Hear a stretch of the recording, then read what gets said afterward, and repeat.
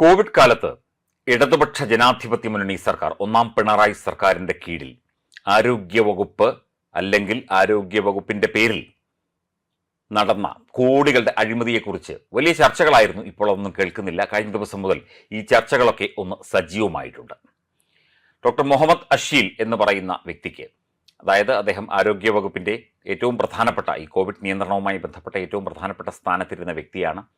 അദ്ദേഹം കണക്കുകളിലടക്കം പല കൃത്രിമങ്ങളും നടത്തി. അദ്ദേഹം പറയുന്ന കമ്പനികളിൽ നിന്ന് സാധനങ്ങൾ വാങ്ങി, PPE കിറ്റ്, AC, ഫ്രിഡ്ജ്, കട്ടില് ഒക്കെ വാങ്ങിയതിൽ വൻ അഴിമതിയുണ്ട്. അദ്ദേഹത്തെ ന്യായീകരിച്ചുകൊണ്ട് മുൻ ആരോഗ്യമന്ത്രി KK ശൈലജ ഇന്നലെ രംഗത്ത് വരികയും ചെയ്തു. ജനങ്ങളുടെ പണമാണ്. ഒരു ബുദ്ധിമുട്ട് അനുഭവിക്കുമ്പോൾ, ഒരു കഷ്ടപ്പാടും ഒരു രോഗാവസ്ഥയും ഒരു സമൂഹം അനുഭവിക്കുമ്പോൾ അതിൽ കൈയിട്ട് വാരുന്ന ഒരുതരം നെറികെട്ട പരിപാടിയാണ് കാട്ടിയത് എന്ന ഗുരുതര ആരോപണമാണ് ഈ മുഹമ്മദ് അഷീലിനെതിരെയും ഇദ്ദേഹത്തിൻ്റെ കൂടെ നിന്ന വ്യക്തികൾക്കെതിരെയും ഒക്കെ തന്നെ ഉയരുന്നത്. തീർച്ചയായിട്ടും ഇത് പരിശോധിക്കേണ്ടതാണ്.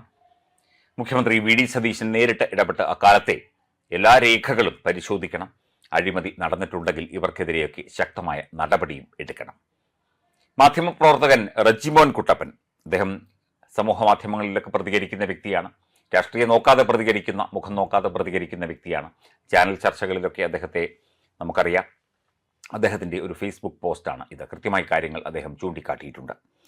ഇലക്ഷൻ ജയിക്കാൻ വേണ്ടി കോവിഡ് കാലത്ത് ഒരു ഡ്യൂ ഡിലിജൻസും നോക്കിയില്ല. സർക്കാർ പൈസയാണ്, നമ്മുടെ നികുതി പൈസയാണ്, അതിനൊക്കെ കണക്ക് വേണം എന്ന് തോന്നിയില്ല. ഒരു ഡോക്ടറിനെ എല്ലാം ഏൽപ്പിച്ചു, ഒരു രാഷ്ട്രീയ നേതാവ് എല്ലാം തീരുമാനിച്ചു. സാമൂഹ്യ സാമ്പത്തിക കാര്യങ്ങൾ പോലും അത്തരം ഒരു പ്രതിസന്ധി ഘട്ടത്തിൽ വിദേശ രാജ്യങ്ങൾ കണക്കിലെടുത്തു. അതിനുള്ള ടീമുണ്ടാക്കി കാര്യങ്ങൾ കൈകാര്യം ചെയ്തു. ഇവിടെ ഒരേ ഒരു ഡോക്ടർ മാത്രം എല്ലാ കാര്യങ്ങളും തീരുമാനിച്ചു. അദ്ദേഹം ഞങ്ങൾ എല്ലാം നല്ലതാണ് ചെയ്യുന്നത് എന്ന് വരുത്തി തീർക്കാൻ ചാനലുകളിൽ കയറിയിറങ്ങി നടന്നിട്ട് അതിനുശേഷവും ലൈവായിക്കൊണ്ടിരുന്നു. എന്നിട്ടോ ഇന്ത്യയിൽ ഏറ്റവും കൂടുതൽ മരണം നടന്ന രണ്ടാമത്തെ സംസ്ഥാനമായി നമ്മുടെ കൊച്ചു കേരളം മാറി. അതുകൂടാതെ സാമ്പത്തിക കാര്യങ്ങൾ അഡ്രസ് ചെയ്യാതെ പുട്ടിയിടുന്നതാണ് വഴി, അതുമാത്രം ആണ് വഴി എന്ന രീതിയിൽ ആവർത്തിച്ചപ്പോൾ 100-ലധികം ആളുകൾ ആത്മഹത്യ ചെയ്തു. കോവിഡ് മരണസംഖ്യയിൽ പോലും സുതാര്യതയില്ലായിരുന്നു. എന്നിട്ടോ കിറ്റ് കൊടുത്ത് ഇലക്ഷൻ ജയിച്ചു. ആ കിറ്റിടപാടിൽ പോലും ഡ്യൂ ഡിലിജൻസ് ഇല്ലായിരുന്നു.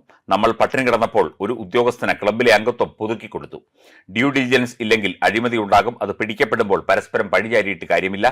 ഇലക്ഷൻ ജയിക്കാൻ വേണ്ടി കാണിച്ച വെപ്രാളമാണ്. അന്ന് അത് വിജയിച്ചു. അതുപോലെ ഇലക്ഷൻ ജയിക്കാൻ വേണ്ടി അതിലോലമലയിൽ തുരങ്കമുണ്ടാക്കിയിട്ട് അമിട്ട് വെച്ചത്, അതിന്റെ ഫലമോ ഇപ്പോൾ അപകടം, തൊഴിലാളികൾ മരിച്ചു. എല്ലാം ഇലക്ഷൻ ജയിക്കാൻ വേണ്ടി ആദ്യം വർക്കൗട്ടായി. രണ്ടാമത്തെ പ്രാവശ്യം ജനം വീട്ടിൽ പുട്ടിയിട്ടു.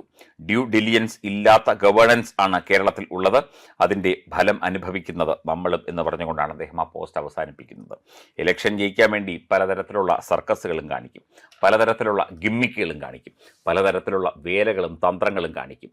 ഇല്ലാത്തത് പറഞ്ഞ് പ്രചരിപ്പിക്കും, ഹോർഡിങ്ങുകൾ വയ്ക്കും, ഇല്ലാത്ത കഥകൾ, കേന്ദ്രം കൊടുത്തത് ഞങ്ങൾ കൊടുത്തതാണ് എന്ന് പറഞ്ഞ് പറയിപ്പിക്കും. കോവിഡ് കാലത്ത് ഈ ഇതര സംസ്ഥാന തൊഴിലാളികൾക്ക് കേന്ദ്ര സർക്കാരിൻ്റെ പ്രത്യേക ട്രെയിൻ അനുവദിച്ച് അവരെ നാട്ടിലേക്ക് കൊണ്ടുപോയപ്പോൾ ഇത് പിണറായിയാണ് ഈ ട്രെയിൻ ഓടിച്ചുകൊണ്ട് വരുന്നത് എന്ന് അവരെ കൊണ്ട് പറയിപ്പിച്ച ആളുകളാണ്. കോടികളുടെ അഴിമതിയാണ് നടന്നിരിക്കുന്നത്. തീർച്ചയായിട്ടും ഇത് അന്വേഷിക്കണം. ഇതുമായി ബന്ധപ്പെട്ട മറ്റു കാര്യങ്ങളും അന്വേഷണ പരിധിയിലേക്ക് കൊണ്ടുവരണം. അങ്ങനെ കേരളത്തിലെ ജനങ്ങളെ, പാവം പിടിച്ച ജനങ്ങളെ, അവരുടെ പൈസയാണല്ലോ ഈ എടുത്ത് കളിക്കുന്നത് മുഴുവൻ, അവരെ പറ്റിച്ചിട്ട് ആരും അങ്ങനെ ഞെളിഞ്ഞു നിൽക്കാൻ ശ്രമിക്കേണ്ട എന്ന് തന്നെയാണ് നമുക്കും പറയാനുള്ളത്.